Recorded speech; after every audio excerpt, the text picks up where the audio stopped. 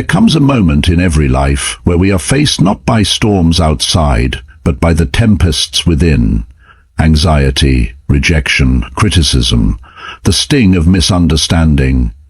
These are shadows we all encounter, and yet, in the face of this darkness there exists a light, a stillness, a discipline, one that allows us to walk through the world untouched, unshaken, as if nothing truly bothers us. I do not speak of apathy, nor of repression. I speak of a greater mastery, a way of being that radiates calm, strength, and clarity. A power so subtle, yet so profound, it shifts the very way people respond to us. Today, I will share with you 5 guiding principles to embody this silent strength. These are not quick fixes, but lifelong companions, tools of the soul that will change how you face hardship, criticism, and emotional chaos. Let us begin. The first step on the path to true inner strength is not to fight every battle that stirs your emotions, but rather to develop the quiet discipline of the inner observer. It is this aspect of the self, not loud, not flashy, but profoundly present, that separates the enslaved from the sovereign, the reactive from the awakened. Most people drift through life caught in a storm of internal reactions, swept away by anger, jealousy, fear, or offense. They mistake every passing thought for truth, every emotional surge for identity. But you are not your anger. You are not your fear. You are not your pain. You are the one who notices it all. To live with power is to live from this place of observation. Imagine for a moment you are sitting in a darkened theater. A film plays on the screen. You feel emotion rise with the characters, fear, sadness, triumph. But even as you experience these feelings, you remain seated. You never forget, this is just a movie. In the same way, life unfolds before you. Drama, conflict, joy, loss.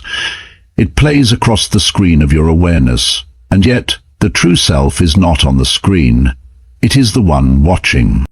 Now, consider how rarely we live from this perspective. Someone criticizes us and we immediately feel a rush of heat in the chest. A partner forgets to return a message, and our thoughts begin spinning tales of betrayal or abandonment. We feel insulted, ignored, rejected, and without reflection, we react. We speak in anger, we withdraw in silence, we spiral into worry.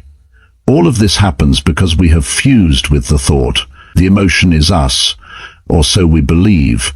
But what if in that moment we paused? What if, just for a breath, we said inwardly, "That's interesting." This pause is not weakness, it is the opening of a hidden door. A door that leads inward, where your true power lies. In that space between trigger and reaction, you are no longer a puppet pulled by the strings of emotion. You become aware. You become free. There is an ancient image of the warrior monk, standing silently at the edge of battle, eyes calm, breath steady. He is not unfeeling, he is not numb, but his center is rooted so deeply that no blow can reach it. He watches his emotions rise like clouds in the sky, but he does not chase them. He lets them pass. This is not myth. This is a discipline available to every one of us if we are willing to practice. To cultivate the inner observer, one must begin with simple moments. When you're in traffic and someone cuts you off, can you notice the surge of irritation without letting it consume you? When someone talks over you in a meeting, can you observe the sting of disrespect without needing to retaliate? Start small. Build the muscle of awareness. This is not about suppression. To deny emotion is to turn your back on a teacher. Every feeling arises for a reason, but you must learn to sit beside it, not within it. If anger comes, observe its color, its heat, its rhythm. Ask, what is it trying to protect? If sadness appears, hold it gently, like a guest at your door. Do not become it. Speak to it, learn from it. Over time, this witnessing becomes instinct. You begin to notice that not every thought is worth following. Not every emotion requires expression. You develop a quiet confidence, a stillness that cannot be shaken by petty conflict or momentary discomfort. People begin to sense it. They may not understand why, but they feel your calm. They respect it. And here lies the paradox. The more you watch your emotions without clinging, the more you integrate them. You do not become cold or distant. On the contrary, you become profoundly human, fully alive. Because you are no longer acting out of fear, you are choosing from awareness. You are no longer reacting to the world, you are shaping your place within it. And so, begin this work not tomorrow, not next year, but now. In the next conversation, the next frustration, the next uncomfortable silence. Say nothing at first. Just observe, step back, and watch what happens. Not outside of you, but within. In that observation you will meet a deeper version of yourself. The version that does not need to win every argument. The version that does not fear discomfort. The version that does not take everything personally. This is where your freedom begins, and once you taste it, you will never want to live any other way. To live as though nothing bothers you is not an act of deception or denial. It is a sacred choice, one rooted in the deep soil of self-mastery. It is not about wearing a mask of indifference while turmoil brews beneath the surface. Rather, it is about developing the inner strength to meet each moment with intentionality. There is a vast and often invisible line between reacting and responding. The former is impulsive, unconscious, and often fueled by fear or ego. The latter arises from a center that is calm, grounded, and aware. The person who reacts is a slave to their surroundings. The one who responds is free. In every interaction, life offers us a mirror. The world tests us, not out of malice, but out of necessity. These tests reveal what remains unhealed. An insult is not merely a provocation, it is an invitation to examine where we are still fragile. A rude comment, a dismissive glance, a broken promise, these things only disturb us if they touch a wound already within. To respond with calm is to acknowledge the wound without giving it power. Consider for a moment the extraordinary example of Nelson Mandela. A man caged for nearly 3 decades, stripped of his freedom, his voice and his dignity by those who saw him as a threat. And yet, when the cell doors finally opened, he did not return bitterness for bitterness. He did not react, he responded. And in that response, he redefined leadership. He reclaimed his dignity, not with vengeance but with vision. He did not allow others to dictate the state of his spirit. He chose the higher path, and in doing so, lifted a nation. We are not so different. Though our prisons may not be made of concrete and bars, many of us are confined by emotional reflexes. We react to a partner's criticism with defensiveness. We snap at a stranger in traffic. We sulk when we feel unseen. And yet, every moment presents an alternative, the chance to pause, breathe, and choose. This is not weakness. This is strength in its purest form. The strength to interrupt the pattern, to take back control from our lesser instinct. To respond rather than react is not to be passive, it is to be deliberate. It is to ask in the space between stimulus and action, what serves me? What honors my integrity? What leads to growth rather than decay? Imagine a parent whose child screams in frustration. A reactive parent yells back, escalating the chaos. But a responsive parent kneels down, speaks softly, and offers presence rather than punishment. The child learns not fear, but trust. The same principle applies in every human exchange. In daily life, we are surrounded by opportunities to practice this power. Someone cuts you off in traffic, and your first instinct is to shout, to curse, to chase. But what if, instead, you smiled? What if you saw that person not as an enemy but as someone in pain or in haste or simply unaware? A colleague dismisses your idea in a meeting. Your pride stings, you want to retaliate to prove your worth, but what if you chose silence instead, and let your consistent values speak for you over time? These small moments may seem inconsequential, but they are where character is forged. The ability to respond with grace is not built in a day. It is a muscle, strengthened by repetition, by failure, and by forgiveness, especially forgiveness of the self. You will react, you will make mistakes, but each time you notice the reaction and choose again, you are stepping further into your own sovereignty. You affirm, again and again, I am not a victim of my emotions, I am their steward. You remind yourself, no one determines my peace unless I allow it. You begin to see that the true battlefield is not out there in the chaos of the world, but in the quiet space within. And in that space you can choose. You can choose not to take the bait. You can choose to rise rather than retaliate.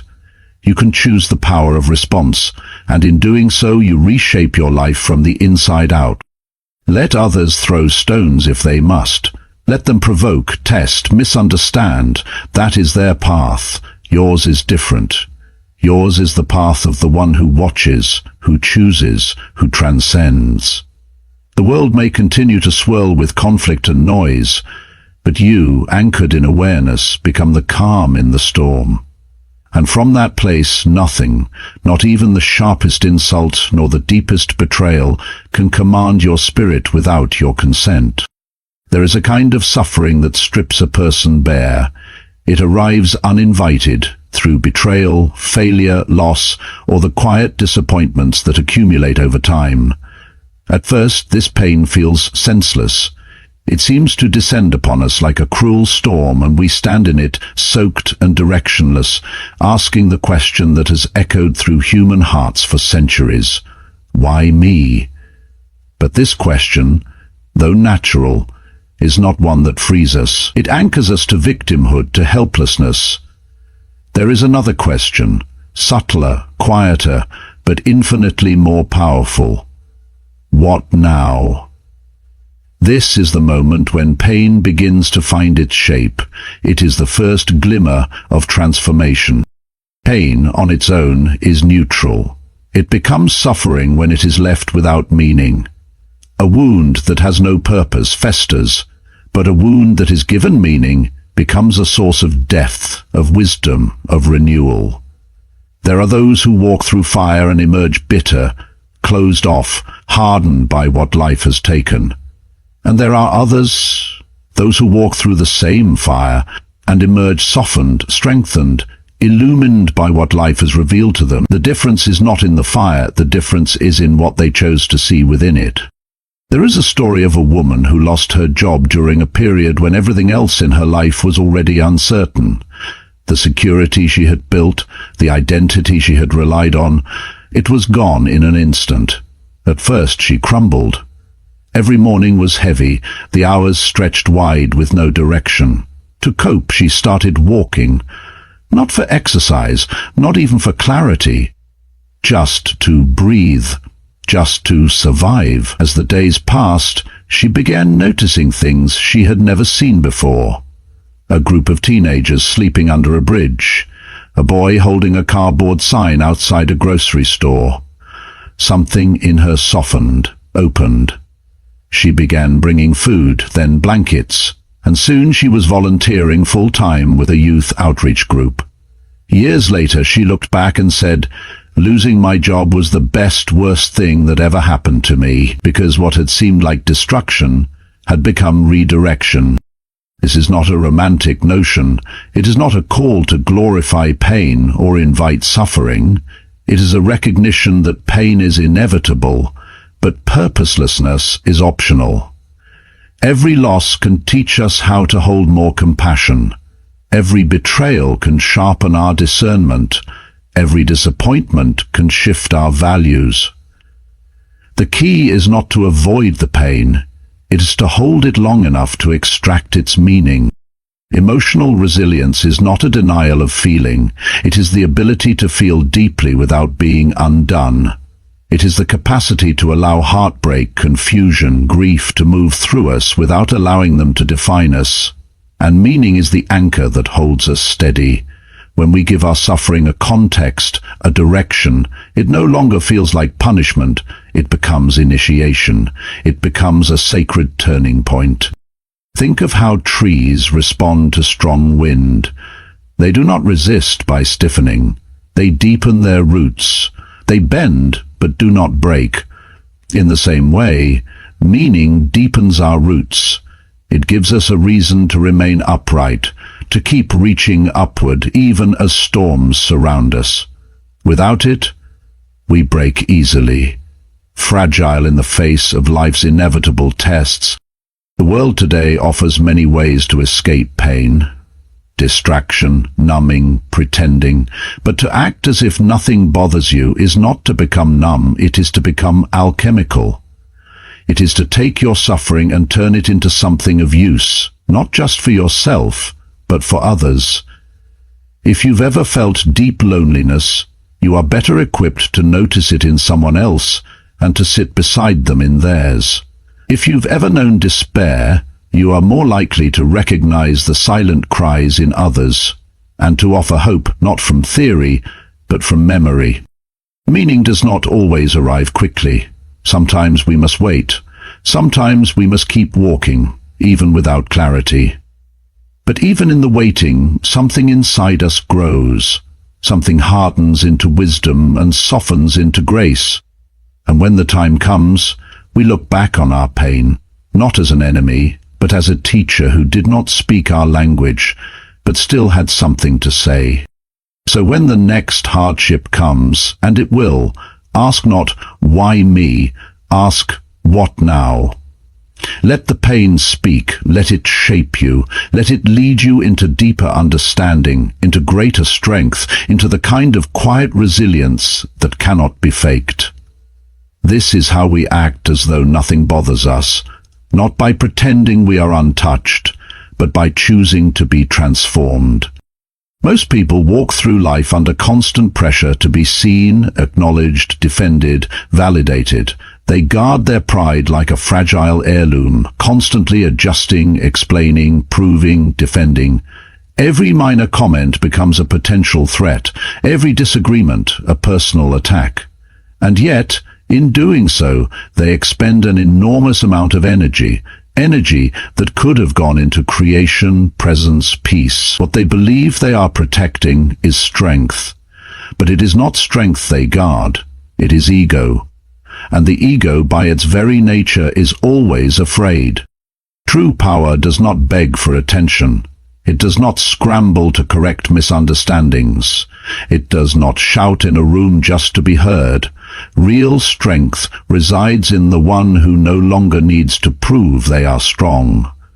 There is a deep inner confidence that grows when you realize your worth is not up for negotiation. You do not need to defend it. You do not need to wrap it in armor. You only need to preserve your energy, your attention, your focus, your peace. That is the ground where authentic power grows. Imagine the oak tree. It stands season after season, unmoved by opinion, untouched by petty arguments. Storms may pass through, winds may howl, snow may cover its branches, but it does not flinch. Its power lies beneath the surface, in roots so deep they cannot be shaken. The oak does not concern itself with what the sparrows or the squirrels think of it. It simply is. And in its quiet, unwavering presence, it commands a kind of respect that no amount of noise could manufacture. This is the path of those who choose to protect their energy rather than their pride. It begins in the simple but courageous act of not reacting. Someone mocks you. They ask a question that's meant to unsettle. They roll their eyes, interrupt you, diminish your worth with a smile. The old self would rise to the challenge, fire back, explain, justify, prove. But what if instead you simply observed? What if you smiled gently, said nothing and walked away? There is a power in restraint that most never understand. When you walk away from provocation, not out of fear, but out of wisdom, you become something different in the eyes of others, not cold, but composed, not weak, but untouchable. The person who cannot be baited, who does not waste breath on petty battles, who chooses silence over spectacle. This person becomes a mystery, and mystery is magnetic. Ask yourself this whenever you feel the urge to respond, to defend, to correct someone's false perception. Is this worth my peace? That simple question can change the direction of an entire day.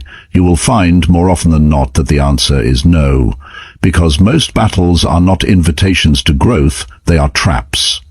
They are distractions dressed as challenges, and your energy is far too sacred to be spent in pursuit of hollow victories. Protecting your energy is not the same as building walls. It is not about shutting out the world or avoiding discomfort. It is about knowing where your attention belongs and where it doesn't. You cannot afford to give your time to every insult. You cannot allow your mind to be occupied by every misunderstanding. You cannot feed your spirit with the crumbs of other people's approval. When you stop defending your ego, something remarkable happens. You begin to hear the quiet voice within, the voice that doesn't need applause, that doesn't shrink from disapproval, that knows who it is without needing confirmation. That voice is your center, and from that center you move through the world differently. You walk slower, you speak less, you listen more. And somehow, paradoxically, people listen more to you. The less you chase recognition, the more it finds you. The less you react, the more people feel your depth. Power does not announce itself, it emanates. It is felt, not forced. And those who know how to hold their peace amidst the noise, they become rare, radiant, unforgettable. Let others waste themselves, trying to prove who they are. Let them puff up, lash out, perform. You have other things to do. You have silence to keep, peace to preserve, roots to deepen, and from that quiet ground your life will grow. Not loudly, but unshakably. To live as though nothing disturbs you is not an act of denial or disguise. It is not the forced stillness of the actor on stage, holding his breath behind a perfect mask. No, it is the cultivated peace of one who has sat with his own storms, who has made friends with his shadows, and who has learned the discipline of being unmoved, not because nothing touches him, but because everything has already passed through him. This way of being is not inherited. It is not a talent. It is a practice, a daily one. To appear unbothered is not a show. It is a reflection of inner work that few see, that fewer still are willing to undertake. One must train their inner world as a musician trains their ear, as a craftsman trains their hand. The outer composure is simply the echo of the inner discipline. Each morning, as the sun rises and the world begins to call for your attention, before emails, before demands, before the expectations of others, there is a sacred space, a silence. This is where the work begins. Sit in it, even if only for a few minutes. Sit and breathe. Watch the tide of your thoughts as they roll in. Notice how quickly the mind wanders, how eagerly it grasps for control, for opinion, for reaction, and then gently bring it back. Again and again. This is not weakness. This is training. You may not see results immediately. There may be no applause, no sign of progress. But within you, something begins to shift. A subtle steadiness forms. A gap begins to grow between trigger and response. That gap is everything. That is where freedom lives. There is a story of a violinist who, when asked about his method, said he would practice a single note for hours. A single note. over and over until it becomes something deeper than sound. He said, because in that one note everything is revealed. Breathing slowly when plans go awry, choosing silence over defense, smiling even when misunderstood. These are your single notes, and in them everything is revealed. The mind wants drama, the ego wants reaction, the world encourages performance. But peace, true peace, lives in repetition, in ritual, in restraint. It grows slowly, like a tree. You water it with daily stillness, you prune it with reflection, you feed it with honest self-talk. Ask yourself each morning, not how to control the world, but how to hold yourself in it. Say quietly, I am the mountain, not the storm. Let that image take root in your mind. The storm howls, the lightning strikes, but the mountain remains. To master stillness is not to escape life. It is to meet life fully, without flinching. You will still face chaos, setbacks, heartbreak, but you will carry a core that is untouched. That core is forged through practice, through journaling your triggers, not to indulge them, but to understand them, through examining your stories, not to cling to them, but to loosen their hold, through speaking to yourself, not as a critic, but as a guardian, a guide. Each day is your training ground. The person who cuts in line, the email that arrives too late, the partner who forgets your words, the rain on your plans. These are not obstacles. They are your rehearsal. They are the gymnasium of your soul. If you can stay calm in these, you are preparing yourself for the deeper trials, the ones that come without warning, the ones that test the very structure of your being. Do not wait for peace to arrive on its own. Build it moment by moment, like the craftsman shaping wood, like the dancer repeating steps. There is no shortcut, but there is grace in the process. And with time, the practice becomes natural. The silence becomes familiar, and you begin to carry your stillness with you, not just in the quiet of morning, but in the noise of life. People will notice. They may not be able to name it, but they will feel it. The quiet confidence, the unspoken resilience, the ability to walk through fire and not look burned. You will become a presence, not just a person. And not because you have no scars, but because you have learned to heal without announcing the wound. This is how you master the art of stillness, not in one grand decision, but in the simple, stubborn act of showing up to yourself again and again, until stillness is no longer what you practice, but who you are. So what does it truly mean to act as if nothing bothers you? It means you are not hiding your wounds. You have healed them. It means you no longer seek to control the world. You've learned to master yourself. And most of all, it means you are free, not because life stopped challenging you, but because you stopped needing to prove anything. Be the calm in the storm. Be the oak in the wind. Be the observer in the chaos. And in doing so, you will not just act unbothered, you will be untouchable. Thank you.